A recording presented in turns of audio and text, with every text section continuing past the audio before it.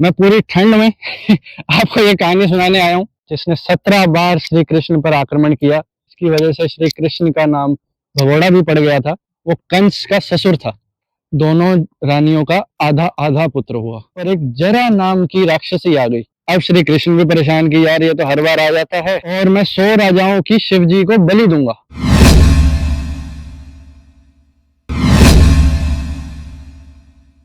आज हम बात करने वाले हैं मगध नरेश जरासंध की। जरासंध जिसने 17 बार श्री कृष्ण पर आक्रमण किया। भले ही श्री कृष्ण से वो 17 बार हार गया हो, पर उसने हार कभी नहीं मानी। उसने श्री कृष्ण को मथुरा छोड़ने पर मजबूर कर दिया, जिसकी वजह से श्री कृष्ण का नाम भगोड़ा भी पड़ गया था। जिसके बाद श्री कृष्ण द्वारका नगरी में बसे थे।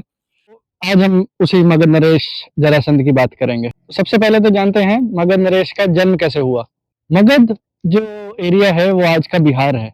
तो उनके राजा थे बृहद्रथ। उन्होंने काशी की 2 राजकुमारियों से शादी की। वो काफी बूढ़े हो चले, बट उनकी संतान कोई नहीं हुई। दिन गौतम ऋषि के वंशज चंड कौशिक एक आम के पेड़ के नीचे मगध के एरिया में ही आए हुए थे। तो वहां पर बृहद्रथ गए और उन्होंने उनसे याचना की कि प्रभु, मेरी संतान नहीं हो पा रही है, तो कृपया करके मुझे आशीर्वाद दीजिए। तो चंड कौशिक जी ने उन्हें एक आम फल दिया और कहा कि अपनी दोनों रानियों को ये फल खिला देना। बृहद्रथ गए, अपनी दोनों रानियों को उन्होंने आधा आधा आम काट कर खिला दिया। बट दोनों रानियों का आधा आधा पुत्र हुआ। ये देखकर दोनों रानियां डर गई और उन्होंने सैनिकों को कहकर जंगल में फेंकवा दिया। अब जैसे ही जंगल में फेंका, वहां पर एक जरा नाम की राक्षसी आ गई। दोनों बच्चों को उठाया, जो आधे आधे टुकड़े थे, उनको एक तरीके से जोड़ा और वो बच्चा जीवित हो गया जुड़कर। तो यह देख राक्षसी बड़ी हैरान हुई। उसने, जरा नाम की राक्षसी ने राजा को वह पुत्र लौटा दिया कि ये जीवित हो गया है, ये लीजिए आपका पुत्र।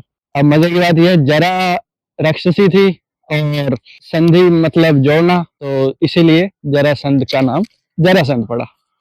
ये तो हुई उसकी जन्म की बात। अब जरासंध काफी दानवीर भी था। उसने खूब ब्राह्मणों को दान किया करता, उससे उसने शक्तियां प्राप्त की। तो जरासंध जैसे जैसे बड़ा होता गया, बड़ा दानवीर बनता गया और महान योद्धा था वो, जिसने काफी राजाओं को हराया भी और मगध साम्राज्य को बहुत बड़ा भी किया उसने। अब जरासंध की एक और खूबी भी थी, वो कंस का ससुर था। कंस जो श्री कृष्ण का मामा भी था। अब श्री कृष्ण ने जैसे ही कंस का वध किया, तो क्योंकि जरासंध कंस का ससुर था, तो वो बहुत ही आक्रोश में आ गया और उसने श्री कृष्ण से दुश्मनी मोल ले ली। जाके जरासंध अपना हर बार जाके आक्रमण करता था, आक्रमण करे और हर बार हार जाए, क्योंकि श्री कृष्ण कहाँ हारने वाले थे। एक बार नहीं, 2 बार नहीं, 3 बार नहीं, 17 बार आक्रमण किया। 17 बार हार का सामना हुआ। अब श्री कृष्ण भी परेशान कि यार ये तो हर बार आ जाता है, लोग भी मारे जाते हैं कई लोग, मैं ये मथुरा राज्य छोड़ के चला ही जाता हूँ, द्वारका नगरी बसाता हूँ। तो ऐसे जरासंध ने मजबूर कर दिया श्री कृष्ण को जाने पे। बट उसने अपनी दुश्मनी खत्म नहीं करी जरासंध ने श्री कृष्ण से। अब उसने एक और योजना बनाई कि मैं तपस्या करता हूँ और मैं 100 राजाओं की शिव जी को बलि दूंगा। जैसे ही बलि दूंगा तो उसका पर्पस था कि मैं अमर हो जाऊंगा। अब उसने प्लान बनाया, उसने 100 राजा बंदी बना लिए। अब वो बलि देने वाला था। अब श्री कृष्ण को ये बात पता लगी। उसी टाइम श्री कृष्ण पांडवों से भी मिल चुके थे।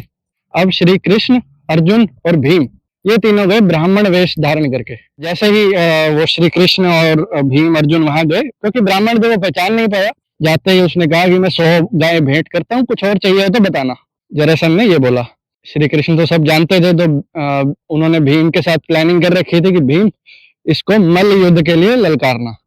अब मल्ल युद्ध क्या होता है कि कुश्ती, अपनी रेसलिंग हो गई। उन्होंने मल्ल युद्ध के लिए ललकारा, उसने भी हामी भर दी कि ठीक है, रेसलिंग करेंगे, बढ़िया सी कुश्ती। 27 दिन तक मल्ल युद्ध चला, 27 दिन तक।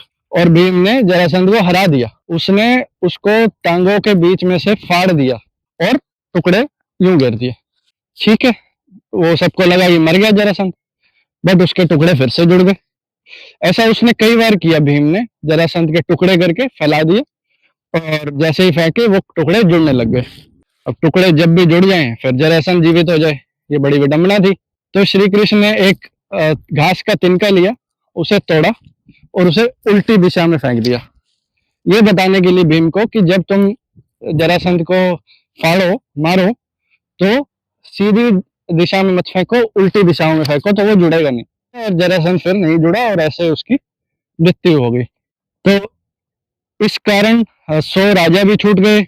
जरासंध, क्योंकि ठीक है एरोगेंस आ गई उसमें, ईगो आ गई, तो श्री कृष्ण से उसने दुश्मनी मोल ले ली, पहचान नहीं पाया श्री कृष्ण को, 100 राजाओं की बलि देने वाला था, तो कई उसके मृत्यु के कारण बने। तो ये थी कहानी जरासंध की। मैं पूरी ठंड में आपको ये कहानी सुनाने आया हूँ। पूरा -15 डिग्री हो रहा है, स्नोफॉल हो रही है, और मैं मस्त आपको ये जरासंध की स्टोरी सुना रहा हूँ। बहुत मजा आ रहा है आपके साथ फॉलो अप करके। आप लोग जरूर लाइक कीजिएगा, शेयर कीजिएगा, कमेंट कीजिएगा इस वीडियो पर, और भी कैरेक्टर्स की मैं ऐसी स्टोरी लाता रहूंगा। Thank you.